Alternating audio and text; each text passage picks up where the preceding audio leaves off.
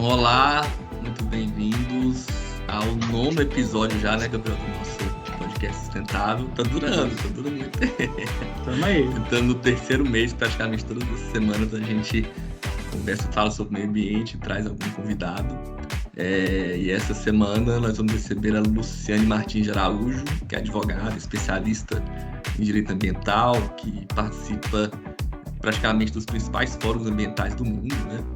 E o Gerson Neto, né, que é especialista em planejamento urbano e é o presidente da ARCA. Então, sejam muito bem-vindos. Esse espaço aqui a gente abre ele para falar sobre temas relevantes, né, da nossa região. A gente fala aqui de Goiás, né, mas que tem também aí sua relevância nacional, né, Gabriel? Isso, Luciane, doutora Luciane, meu amigo Gerson, é um prazer recebê-los aqui no nosso podcast, onde a ideia é que a gente possa passar a informação de forma clara, objetiva, com tranquilidade, para que as pessoas possam compreender cada vez mais a temática ambiental. É um prazer tê-los aqui conosco e sinta-se à vontade para se apresentar. Bom, vou começar então. Boa tarde, boa noite, bom dia, né, a todos que puderem ouvir ou participar de alguma forma desse podcast. Primeiro agradecendo o Gabriel e Danilo pelo convite. Mais informação a gente trouxe.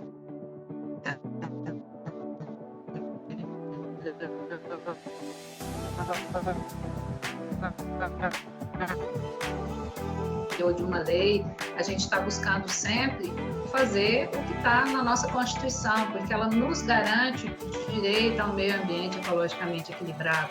E fala mais, né, que é dever do poder público e da coletividade da qual nós fazemos parte, lutar, né, por esse direito para as presentes e futuras gerações. Então, assim, a gente falar em sustentabilidade significa que estamos preocupados, estamos atentos a questão, né, do que é que nos reserva se a gente não fizer a nossa parte nessa luta. Muito boa tarde, bom dia, boa noite para quem está nos assistindo. Eu sou Gerson Neto, sou presidente da ARCA. A ARCA é uma ONG já de bastante tempo de caminhada, temos mais de 40 anos, estamos indo para 45 anos de começo de mobilização, né?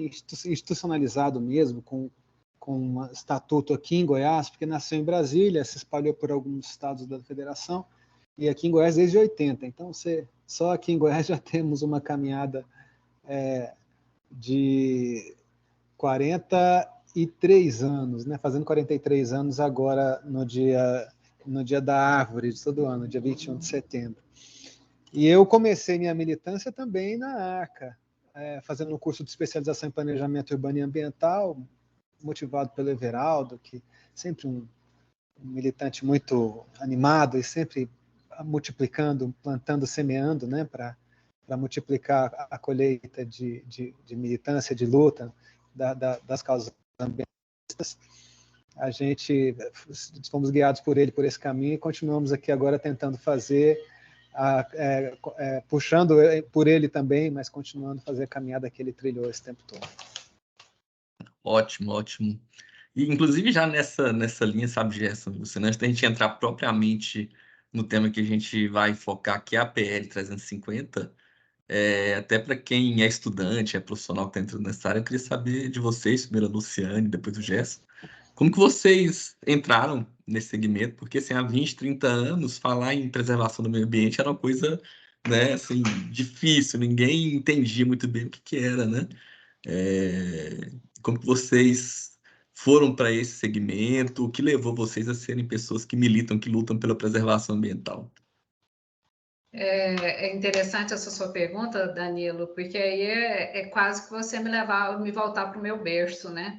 Eu sempre tive uma relação muito próxima com a natureza em função da minha própria educação, né? Só para vocês terem uma ideia, isso eu sei de ouvir dizer, nós somos 7 irmãos, e meus pais sempre foram muito aventureiros e levavam a gente para acampar na beira do Rio Vermelho, né? E eu fui bebê ainda, dormi dentro de uma mala, só para ter ideia. Então, o meu berço era uma mala, né, que fizeram de berço para que eu pudesse estar lá. Então, assim, eu diria que eu sempre tive essa semente do amor à natureza, meus avós também. E eu acho que isso foi um caminho que foi normal. Eu me formei em Direito e fui advogada da Caixa Econômica durante vários anos, e fiz mestrado, fiz doutorado, mas já focado nessa área que eu gostava, e acabei me desligando da Caixa, assumindo mais essa parte acadêmica. Hoje já tenho alguns anos, eu e José Antônio Titman temos um escritório de advocacia juntos, que a gente trabalha nessa área ambiental. Então, enquanto somos professores, somos pesquisadores e também advogamos nessa área. Então, assim, isso foi primeiro um anseio muito pessoal meu, né, depois do direito, de me especializar nessa área. Então, toda a minha trajetória no mestrado e também no doutorado foi nesse sentido. Bom, e aí, uma questão interessante, por que a gente está nisso, né? Como eu acabei de falar, a gente também tem esse dever e direito, tanto direito ao meio ambiente ecologicamente equilibrado, quanto o dever de lutar por esse meio ambiente. A gente começou a ser, nesse aspecto específico, que a gente vai entrar no PL, tanto eu quanto o Zé Antônio começamos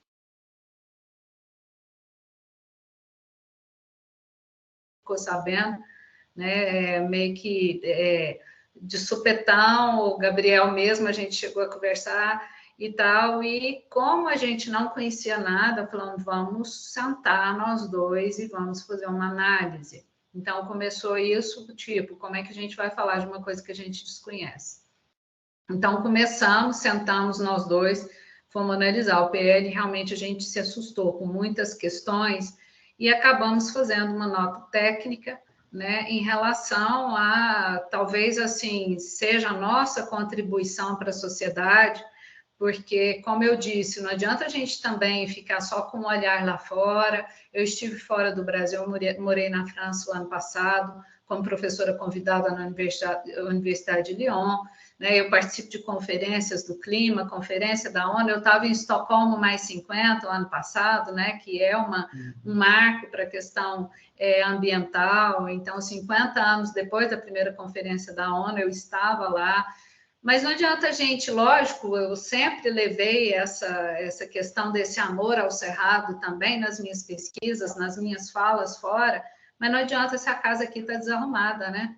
Então, a gente não teve como, eu acho que era questão até de obrigação a gente passar isso para frente. Então, não tivemos nenhum interesse, evidentemente, em formular qualquer discussão política. A nossa questão é técnica. A gente fez uma análise fria, viu as inconstitucionalidades, como nós já fizemos várias outras vezes, né?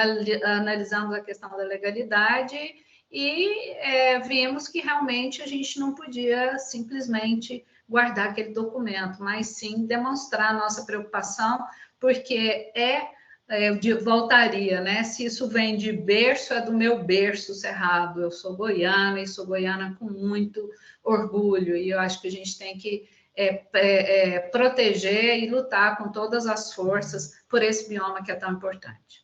Um bioma que está sofrendo bastante, né? Inclusive, assim, se a gente pegar os dados, acho que o Gerson trabalha até com projetos nesse sentido. O Cerrado tem sofrido até mais do que a floresta e não é midiático, né? Como a floresta, né, Gerson? O Cerrado ele não tem a proteção legal que a Amazônia e a Mata Atlântica têm, né? Sobre esse assunto, inclusive, a Luciane, doutora, sabe muito sobre isso. A Constituição expressamente protege esses dois biomas, e o Cerrado e a Caatinga ficam como primos pobres assim em relação ao amparo constitucional, é claro. Não quer dizer que não tenha que ser preservado pela legislação ambiental mais genérica, né? Mais generalista. Mas eu acredito que essa questão do movimento ambientalista, ele tem várias fases, né? E vários grupos diferentes, tem várias formas de lidar com essa coisa. Ainda hoje você vê muito esses grupos de proteção animal que se preocupam mais, eu acredito que uma espécie de projeção humanizante sobre indivíduos, animais indivíduos. E isso foi o que o começo, acredito, do movimento ambientalista. Isso desde sempre, né? Você vê isso em Vitor Hugo, lá no século XIX, algumas coisas já, muita gente agindo, reunindo grupos para ações de proteção de animais. O movimento ambientalista, como um pensamento de proteção dos ecossistemas, ele já é um pouco mais recente, é uma evolução do movimento ambientalista, e ele vem nessa crescente. Né? A Arca mesmo, quando ela começou a ser criada, lá em 78, fizemos assim, eu não estava na época, óbvio, mas fizemos um estatuto copiando a estrutura de uma sociedade de observadores de pássaros, então era o que havia mais na época, para dar até uma ideia, uma noção de ingenuidade, assim, é claro que não éramos nada ingênuos, mas era a ditadura militar, e aí era uma forma também de tentar consolidar espaços de resistência. Mas, assim, para você ver, o movimento ambientalista vem assim, vem dessas sociedades de observadores de pássaros, vem desses protetores de animais, pessoas com muita compaixão pelo sofrimento de outros seres vivos, para depois evoluir para uma luta por ecossistemas, por sistemas gerais, pela vida dos rios.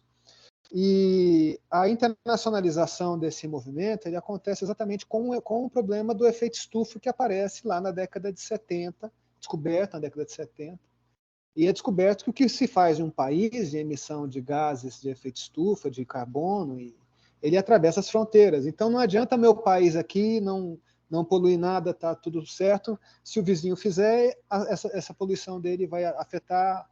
Então isso internacionaliza o problema do meio ambiente. Aqui, quando chega nesse ponto, a gente muda de patamar no debate ambientalista mundial, e em 78 acontece a primeira conferência das Nações Unidas preocupadas com o meio ambiente. Se não me engano, doutora Luciana, é Estocolmo, não é? Essa primeira de 78. E depois isso vem num crescente, vamos na Eco 92 no Rio de Janeiro. Estoura. Então, eu mesmo, quando eu começo a militar, já é 2001, 2002, esse debate já está avançado e demais. Não é? Em 2002, nós já estamos, internacionalmente, acredito que pensando já em controle de emissões, já conseguimos controlar o problema da camada de ozônio, que também era uma coisa muito séria que nós já vencemos na nossa história, é uma luta dos ambientalistas já com vitória. E agora nós estamos... Só que o problema do carbono não resolvemos, estamos cada vez piores nessa questão do carbono e tentando aqui achar formas de resolver internacionalmente, fazer conta, que é igual fazer conta de padaria. Quantos de carbono a gente evitou de emitir com tal ação, quantos a indústria do combustível fóssil emitiu, qual é o balanço disso, quanto por ano a gente está conseguindo avançar na redução dessas emissões, e olhe, nós estamos perdendo todos os campeonatos em todos os jogos e de goleada. Imagino. Bom, então, assim, entrando na PL 350 mesmo, propriamente dito, é importante que a gente compreenda a todos os nossos ouvintes, vamos dizer assim, que ela foi uma proposta do Legislativo, né? E talvez uma das grandes questões que se discute hoje é porque ela alterou 4 grandes leis, né? A Lei 18.102, que trata justamente sobre as infrações ambientais e as suas sanções, a 18.104, que trata sobre a política florestal do Estado de Goiás, a 20.694, de 2019, que trata sobre as normas de licenciamento ambiental do Estado, né? E a 21.231 de 2022, que fala sobre a regularização dos passivos, né? E são leis recentes, né? Não são leis muito antigas, e talvez uma das grandes discussões que se fez dentro dessa proposta é que justamente ela não foi discutida com a sociedade, né? Não se houve um diálogo. E aí, doutora Luciane, e depois eu passo para o Gerson, numa primeira perspectiva, quais são os riscos jurídicos, vamos dizer assim, ou mesmo de legalidade mesmo que a PL trouxe, né, a partir do momento que a gente ainda está na perspectiva do governador ainda ter a possibilidade de vetar essa proposta, né? E uma segunda, já encaminhando também, doutora, a partir do momento que se faça a sanção pelo governador, se entra num processo da inconstitucionalidade. Nesse período de vacância que a lei vai estar em vigor, né, a gente vai ter toda toda essa regularização desses pontos que justamente a gente entende que, de certa forma, são inconstitucionais, e depois eu passo para o Gerson no aspecto ambiental mesmo, sabe, Gerson, né? A questão da água, do solo e da preservação. Qual a sua compreensão que a PL traz de risco para nós? Por favor, doutor José. Bom, Gabriel, quando a gente fala nessa questão desse PL, a gente começou a analisar artigo por artigo, e assim, a gente descobriu, nós fomos, evidentemente, como a gente já trabalha há muito tempo com as leis ambientais, a gente foi pegando os artigos desse PL e fazendo um comparativo com outras leis. A própria Constituição do Estado de Goiás, a gente viu diversas ilegalidades, né, porque existe um confronto aí com a questão de outras leis, principalmente no âmbito federal, quanto de inconstitucionalidades, né? Então, a gente pegou algumas questões aí que eu primeiro diria, quando a gente fala em legislação estadual ou federal, é bom a gente fazer essa separação, né? Existe uma competência concorrente, ou seja, tanto União quanto Estados, eles podem sim legislar sobre assuntos relacionados ao meio ambiente. Só que o que a Constituição Federal fala é que essa competência concorrente, ela é exercida da seguinte forma: a União exerce o papel de editar normas gerais. E os estados vão apenas suplementar. O que é suplementar? Olha, a norma geral está aqui, e no caso, né, nós temos um país continental, no caso, sei lá, Rio Grande do Sul ou Amazonas, vão ter realidades diferentes. Pode especificar, esse suplemento significa tratar de regras específicas para aquela realidade ali. Ok. Só que existe, isso já foi confirmado e consolidado pelo STF, um princípio que deve nortear essa questão, onde a norma protetiva do Estado, ok, a norma menos protetiva não vale. Então, a regra geral tem que partir do patamar federal. O Estado quer proteger mais? Ótimo. O Estado quer reduzir essa proteção? Não dá. Isso já aconteceu em outras ações de inconstitucionalidade, como, por exemplo, o Código Florestal de Santa Catarina. Então, em vários outros momentos, o Supremo já deixou claro, Estado ele pode proteger mais, mas proteger menos não, ele tem que observar o que está na lei. E o que a gente viu nesse PL é justamente esse primeiro confronto constitucional. Por quê? Porque esse PL, se aprovado, sim, vai gerar uma série de inconstitucionalidades, seja com relação ao direito de informação, que está na Constituição Federal, na Constituição Estadual, que a gente tem várias leis de acesso à informação, ele reduz o acesso, seja em relação ao marco temporal, que a lei federal fala que áreas rurais consolidadas são aquelas que existem até 22 de julho de 2008, e o que se faz é prorrogar isso para 27 de dezembro de 2019, que é o marco da legislação estadual sobre licenciamento ambiental. Então, assim, a gente tem diversos confrontos em relação a essas questões e, evidentemente, isso em desfavor do próprio meio ambiente, né? Então, a gente está falando que o Estado de Goiás está legislando para reduzir a proteção, isso não pode. Então, é lógico que isso vai gerar inconstitucionalidades. Aí a gente poderia citar, que eu tenho certeza que o Gerson vai falar também, da questão dos murundus, dos capões, né, que perderam essa proteção. E o que vai acontecer? Assim, evidentemente que o nosso trabalho foi um trabalho assim, de alerta para a população, e estamos engajados nesse movimento, mas enquanto técnicos, né? Então, assim, o que se... talvez o Gerson possa falar mais, o que já tem, assim, mais ou menos um indicativo é que será, se sancionada essa lei, ela vai ser objeto de uma ação direta de inconstitucionalidade. E para evitar essa vacância, né, esse vácuo, possivelmente, né, isso será, não sei, possivelmente será de um partido político, deve-se pedir uma liminar justamente para evitar isso aí. Opa, vamos aproveitar então e vamos fazer tudo. Qual que é o risco? Ainda estava em discussão essa questão, e quem se arvorar e quiser realmente tomar outras atitudes, vai sofrer as consequências, né? A gente está vendo que, pelo menos no âmbito federal, existe uma preocupação, sim, com a questão do Cerrado. O Cerrado é importantíssimo, né, para a questão hídrica, então vamos pensar que não é só produção, mas para existir produção, e a gente não é contra a produção, minimamente, né? Somos a favor, sim, da produção, mas se a gente não mantiver áreas de cerrado, é a água que vai secar, como já foi dito. Nós somos aqui um estado, e essa região do Cerrado, rica em água, mas a gente é rica em água, principalmente no subsolo, porque a vegetação possibilita isso, né? Então, as raízes profundas, somos essa floresta de cabeça para baixo, né? Vai possibilitar o percolamento, a infiltração dessa água que vai nascer como nascentes e abastecer os nossos rios. Então, assim, é uma questão muito séria que a gente está tratando aqui, e não pode minimamente se achar que isso aqui é um jogo político. Isso aqui é um jogo de sobrevivência. Muito boa, muito boa. Gerson, por favor. Então, é verdade, doutora Luciane. Eu vejo essa...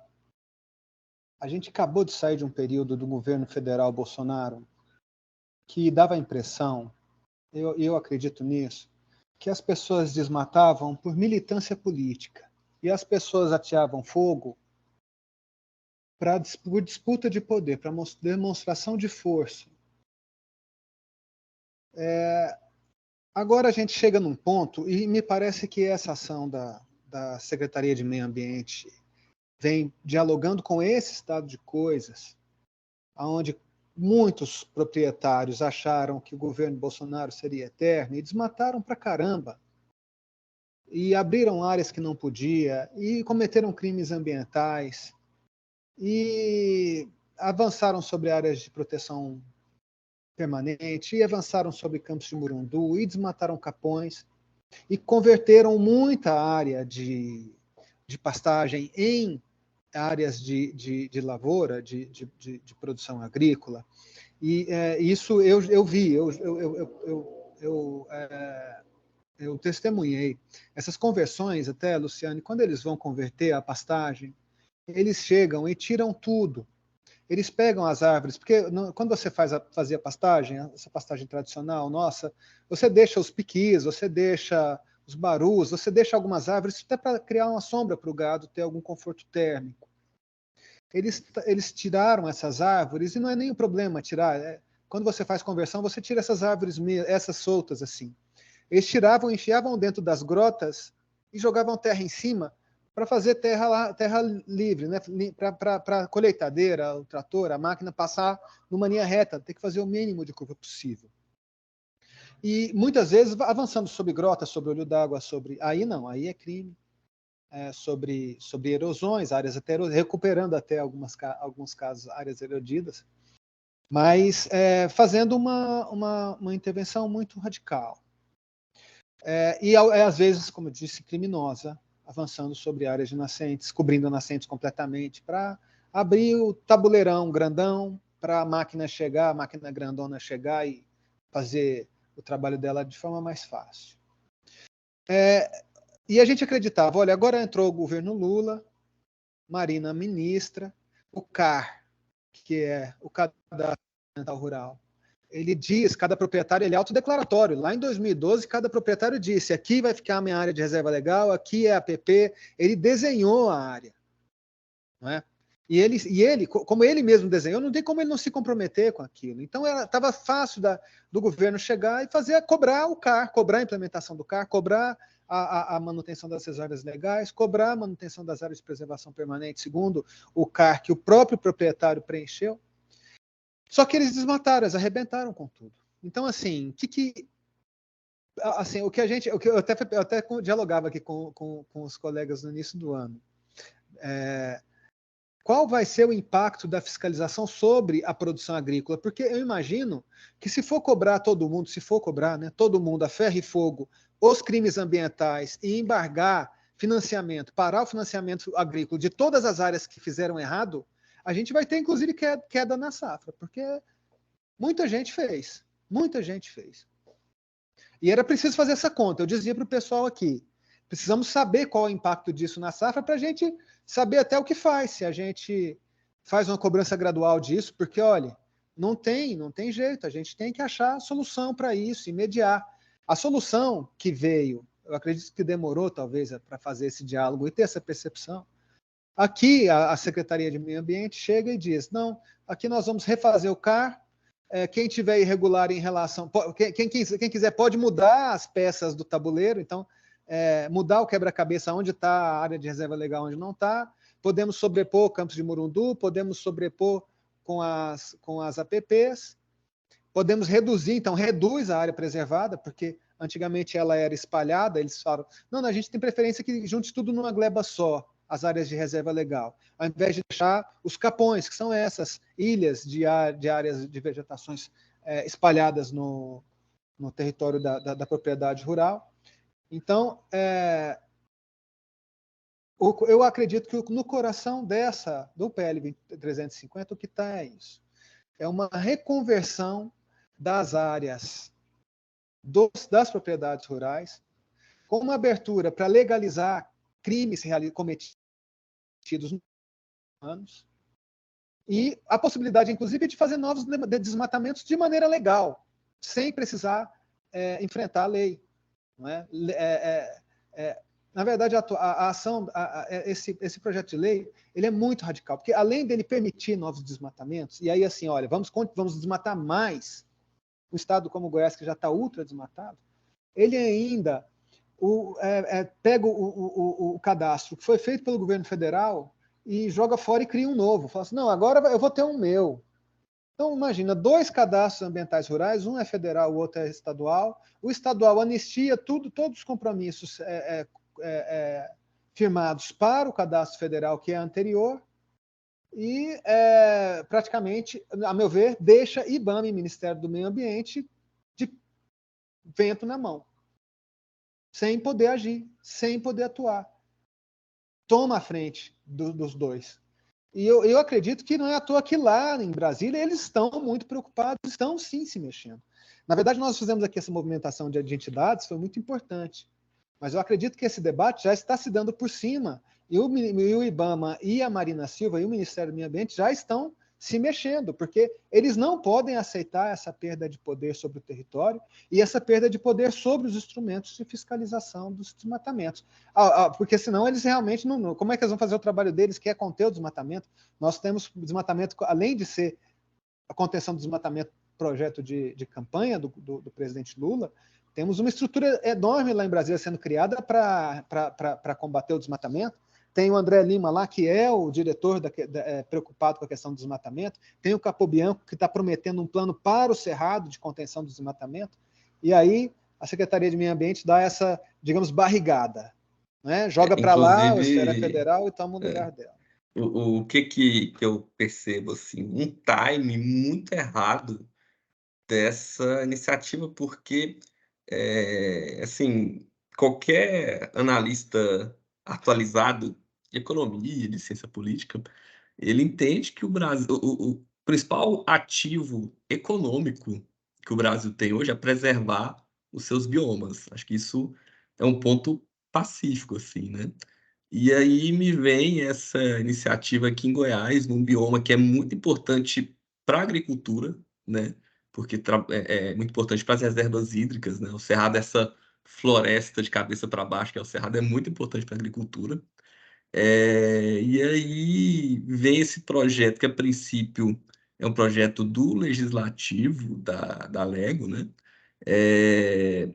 Só que uma vez que esse projeto foi aprovado, e as organizações emitiram aquela nota técnica, a Secretaria Estadual de Meio Ambiente, o Executivo, se comprometeu muito em questionar a nota técnica, né?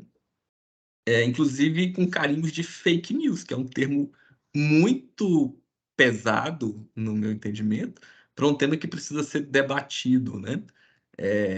E até esse eu acho que é o ponto que eu quero perguntar para o Luciano, se houve tempo hábil de se debater uma alteração tão assim, brusca na legislação com a sociedade, com os especialistas, né?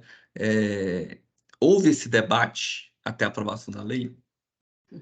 Pois é, Danilo, como eu falei no começo, assim, na verdade a gente foi surpreendido. Eu acho que quem pesquisa, quem estuda na área ambiental foi surpreendido já com a segunda aprovação, não foi, Gabriel? Gabriel ainda me mandou, já foi aprovado em segunda votação. E assim, a gente chocado com isso.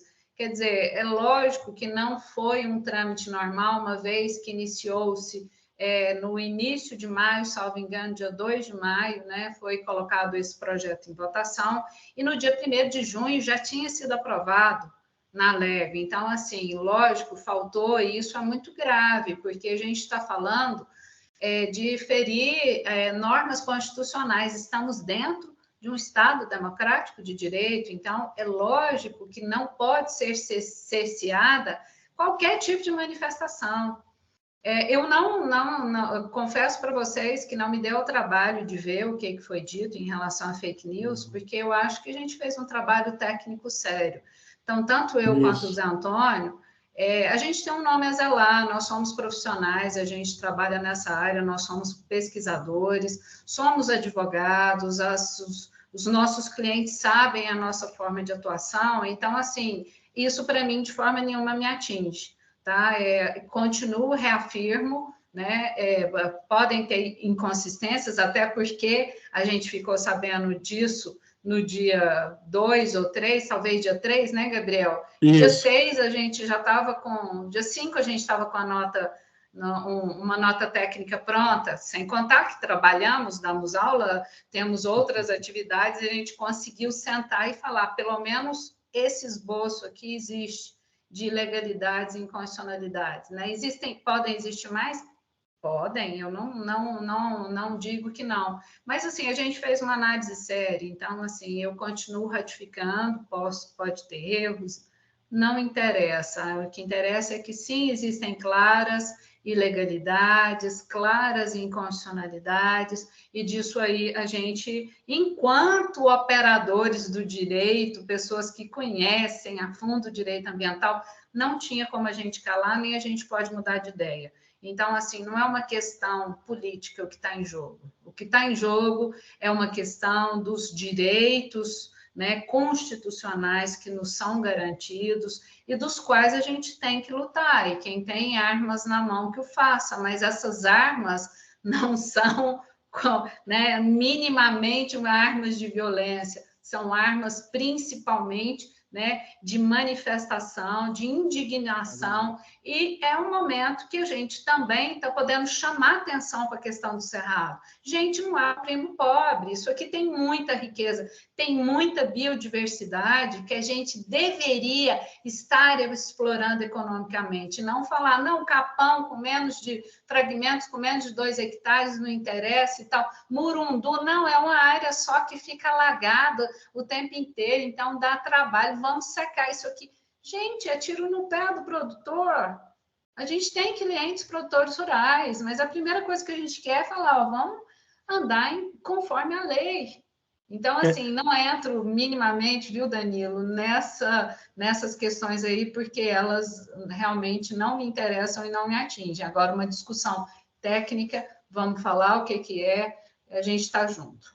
Inclusive, só para esclarecer para os nossos ouvintes, né, eu sempre fico olhando todos os projetos de lei que está passando na Câmara, do município de Goiânia, na Assembleia, e na primeira votação, quando a gente percebeu, eu fui contactado com o pessoal da WWF para justamente a gente fazer uma nota técnica explicativa das questões ambientais, vamos dizer assim, pela minha formação. Para quem não sabe, eu sou contemporâneo da Luciana, fizemos doutorado em Ciências Ambientais na UFG, e aí a gente começou a estruturar, junto com o Bruno, essa nota, só que a gente foi surpreendido 2 dias, 3 dias depois, com a aprovação da segunda aprovação, e aí a gente deixa um pouco a questão técnica de lado e aí a gente entra no que eu acho que a doutora Luciane e o doutor João foi muito feliz. Eles trouxeram clareza. E aí, Danilo, já para passar para o Gerson, é importante que você que está nos ouvindo, a gente não faz uma questão partidária, né? A gente tem que deixar um pouco de estigmatizar as questões ambientais que são pautas de uma ideologia. A gente está aqui para construir pontes, e dentro dessa construção de pontes, a gente quer um objetivo comum, que é a sustentabilidade do nosso Estado. Então, acho que quando a gente estigmatiza um movimento dessa envergadura, onde você tem vários atores, o Gerson pode falar melhor do que eu, acaba que a gente enfraquece o debate. Então, que fique claro, inclusive a gente vai deixar aberto, né, Danilo, caso alguém queira da secretaria participar do nosso podcast, a ideia é que a gente possa dialogar e trazer informação para a sociedade. Gerson, por favor. O Gabriel tá igual eu, tá trocando os nomes, ele trocou o nome do Zé Antônio pro João. Eu também tô assim, Gabriel. Esses dias eu estava falando lá em Goiás, velho, eu troquei Praça do Coreto com Praça do Chafariz. E agora, recentemente, falando desse tema, eu falei em Secretaria Municipal do Meio Ambiente. Olha só, eu também tô desse jeito. Acho que eu não sei se é excesso de trabalho ou a idade, né? Mas eu acho que assim, esse debate ele evoluiu de uma forma feliz pelo nosso lado e muito infeliz pelo lado da Secretaria Estadual de Meio Ambiente. E porque assim tem muitas estranhezas. Ela vem defender o projeto como se fosse um filho dela, e quem apresentou o projeto foram deputados na Assembleia. Primeira estranheza, né? Os deputados não sabem falar sobre o projeto, mas ela sabe tudo sobre o projeto. E essa reação que ela fez, atacando as entidades, nossas entidades, muitas entidades que são muito antigas em Goiás, têm uma história gigantesca aqui. É claro, o movimento social, o movimento ambientalista em Goiás, ele tem altos e baixos, né? As entidades também têm seus altos e baixos. Não é fácil você tocar uma entidade, seja ambientalista ou de qualquer outra coisa, durante 40 anos. É muito difícil. As pessoas às vezes pensam que ONG recebe dinheiro de algum lugar para sobreviver. Não recebem. É atividade militante, gente. A gente faz isso porque acredita e porque não vê outra. Não vê outra opção, porque disso, como o Luciano falou, depende a sobrevivência do planeta, depende a nossa própria sobrevivência. A ONG, às vezes, ela pega um projeto, um trabalho para fazer, para executar, como um auxiliar do governo, do Estado. Então, ele executa alguma coisa específica, mas não tem um salário. Quem milita em ONG não tem salário. A gente fica aqui tentando trabalhar para sobreviver com uma coisa, correr com a militância de outro, fazendo tudo ao mesmo tempo, né? Mas, assim, a forma como a secretária desrespeitou pessoalmente esses militantes, alguns muito jovens, inclusive, começando, foi muito infeliz. Tanto que, assim, esse ponto não prosperou. Inclusive, ontem mesmo, nós estamos gravando aqui hoje no dia 14 de junho, ontem a Secretaria de Meio Ambiente disparou um release comemorando a redução do desmatamento ilegal no estado de Goiás de 2%. E o Jornal Popular solta hoje uma matéria dizendo reduziu o ilegal, mas aumentou pelo menos em 350% o legal. Então, imagina, de 2021 para 2020, a secretária liberou 350% mais desmatamentos do que em 2021. Em 2020 do que em 2021. E assim, se você libera o legal, você não vai ter o ilegal, né? Claro que não vai ter o ilegal. Estamos legalizando o que é ilegal. Então, ela legalizou o desmatamento. Olha só, ela criou isso sim é fake news, para dizer que diminuiu o desmatamento. Não diminuiu, ele aumentou, só que ela legalizou. Então, o desmatamento em geral, ele aumentou pelo menos aqui 10%. 5%, 10%. E o geral. E o legal, ele diminuiu, ele aumentou 350%. Então, imagina. É claro que o ilegal diminuiria. Então, assim, eu acredito que esse debate ele ainda vai longe. Vai longe.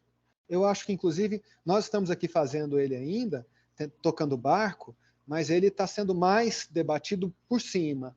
Então, eu acredito sim que o Ministério do Meio Ambiente está entrando em rota de colisão com a Secretaria Estadual do Meio Ambiente de Goiás, e o debate lá por cima deve estar muito intenso. Segunda-feira, a Marina já cancelou uma vinda que ela vinha aqui em Goiânia. Eu, em princípio eu fiquei em dúvida de que queria dizer isso, hoje eu tenho clareza de que isso é sim uma sinalização muito ruim para o Estado de Goiás, para a Secretaria de Meio Ambiente de Goiás, para a Assembleia Legislativa de Goiás, por conta do PL 350, e a gente vamos esperar, vamos ver o que vai acontecer. Aqui do nosso lado, as entidades vão continuar se mobilizando, continuar levantando o debate, continuar tentando entender esse PL 350, que ele é um labirinto. A gente não consegue ainda ver as consequências políticas e administrativas do que vai acontecer realmente com o meio ambiente a partir dele. Estamos aqui tateando, cada dia a gente descobre uma coisinha, e é isso. Eu espero que a gente consiga conter, porque, se vocês sabem, o Super El Niño está chegando, começa esse ano. Então, o aquecimento vai aumentar e vai diminuir a umidade dentro do continente. Então, esses processos que até agora o Laninha segurou um pouco de aquecimento aqui no nosso território, vão se agravar de uma forma muito rápida nos próximos anos, e esse pessoal que está aí hoje em dia festejando por conta de retrocessos ambientais, vão daqui a pouco, muito pouco, estar chorando por causa das consequências.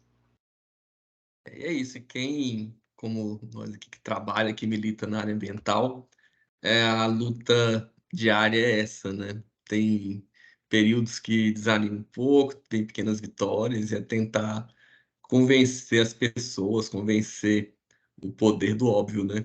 A gente precisa preservar, precisa cuidar, precisa utilizar o que a ciência tem, o que a tecnologia traz, para que a gente tenha uma vida mais sustentável, mais qualidade de vida, que preserve o meio ambiente, né? É isso, pessoal. A gente acho que plantou mais uma sementinha desse debate que devia ter acontecido muito antes de qualquer aprovação, né, nas casas de leis aí. Eu tenho pouca esperança que o executivo vá vetar, né? Mas a gente está fazendo a nossa parte, né? Debatendo, e na posição que a gente ocupa como profissional, como professor, eu também, todo mundo aqui acho que é professor, né? De algum momento. Então, em sala de aula, nos fóruns, né? Lá na Rádio Interativa, segunda-feira, eu falei pelo menos uns 10 minutos sobre isso lá no programa DQD. Acho que o Gabriel ainda vai estar lá essa semana. A ideia é essa, a gente promover o debate, tentar conscientizar as pessoas, e se vier um veto, vai ser uma surpresa muito agradável da nossa parte, né? E eu quero pedir, né, para a gente finalizar, que todo mundo deixe os seus contatos, as suas redes sociais. Acho que o Gabriel quer concluir, Gabriel. Isso. Eu quero agradecer a doutora Luciane pela disponibilidade em participar conosco. A gente vem dialogando inclusive finais de semana, viu, pessoal, para a construção da nota, para a discussão. Eu acho que a ideia é que a gente possa ter o diálogo. Eu naturalmente tenho uma visão diferente do Danilo. Eu acho que a gente consegue dialogar. Eu acho que eu tenho esperança ainda, por tudo isso que foi falado pela doutora Luciane, pelo Gerson, pelo que a gente está vendo de movimentação. Eu acho que o governador ele pode, né, talvez trabalhar essa perspectiva, inclusive com pareceres da Procuradoria, do Ministério Público. Eu acho que a gente tem uma boa possibilidade. Então, eu quero agradecer a presença de vocês. Sigam lá o podcast Sustentável. Meu Instagram é Gabriel Tenaglia Carneiro, e o meu Twitter, porque meu amigo Danilo não acredita no Twitter. Eu odeio Twitter. É Tenaglia Gabriel. Eu acho que a gente pode comunicar, e passo primeiro para a Luciane e depois para o Gerson, para finalizar essa brilhante entrevista ao qual eu tenho muito orgulho de ter feito com vocês. Queria novamente agradecer, tá, Gabriel e Danilo, e parabenizar pelo trabalho. Eu acho que é um trabalho fantástico, façam isso mesmo. Eu acho que quanto mais discussão sobre a questão ambiental, quanto mais conscientização a gente tiver, melhor nós seremos, e o futuro também melhor, né? Eu faço parte de um escritório de advocacia, chama-se MTM, Martins, Schlitzman e Mascarenhas, que foi a nota que nós fizemos. Então, onde está eu e o professor Zé Antônio nessa área ambiental. Meu Instagram é Lu Martins Araújo, né? E deixa eu ver, Twitter não estou utilizando agora. Faz bem, Faço Luciane, parte, faço parte também do Instituto Altair Salles. Para quem não sabe, Altair Salles é a nossa grande referência. Tem ninguém que entenda mais de cerrado do que ele, porque cerrado é só no Brasil. Então, ele é o maior entendedor de cerrado do mundo. Né? Então, ele levanta uma bandeira de muita preocupação, criou um instituto, faço parte desse instituto com muito orgulho. Então, né, Gerson, tem ONGs extremamente bem conceituadas nisso, faço parte também da Associação dos Professores de Direito Ambiental do Brasil, que se chama APRODAB. A APRODAB está apoiando também os professores de Direito Ambiental do Brasil, estão apoiando essa nossa campanha. Né, faço parte também de uma outra ONG internacional francesa, que se chama CIDCE, que é justamente para pesquisa na área de direito comparado na área ambiental, né? E ela também apoia, porque a gente não pode esquecer que nós, com essa lei, a gente também está infringindo diversos tratados internacionais, como o Acordo de Paris, que nós nos comprometemos a reduzir o desmatamento, a reflorestar. Então, dentre outros, Convenção da Biodiversidade. Então, assim, a gente está no caminho inverso do que deveria ser. Né? Então, aqui deixo o meu agradecimento, né? E mais uma vez, a luta continua, né? Eu também estou um pouco afastado de redes sociais. O máximo que eu uso é para olhar notícias. E eu reinstalei, eu tinha até desinstalado o Twitter do meu celular, eu reinstalei por causa da campanha, e eu me arrependi, eu não vi nada de útil no Twitter. O Twitter é o esgoto da internet. Nesses 3 dias que eu reinstalei, assim, nem os jornalistas, que eu gostava tanto de acompanhar, que davam notícias muito rápidas, acho que até eles estão desestimulados com o Twitter. Mas eu deixo o da Arca. A Arca é @arcagoiás no Instagram, e também o site da Arca é arcagoias.org.br. Fica todo mundo convidado a nos visitar e nos conhecer. E agradeço demais pelo nosso podcast aqui maravilhoso. É sempre uma alegria conversar com a Luciane e fazer esse debate com ela de argumentos tão profundos, tão bem construídos e sinceros, honestos, né? Verdade. Sem ataques pessoais, verdades sinceras. Então, agradeço demais. Então, beleza, pessoal. Pedir para quem chegou até aqui, que estiver assistindo o vídeo, que compartilhe, né? Para reverberar a mensagem. Essa é a missão, esse é o nosso objetivo. Então, até a próxima. Um abraço.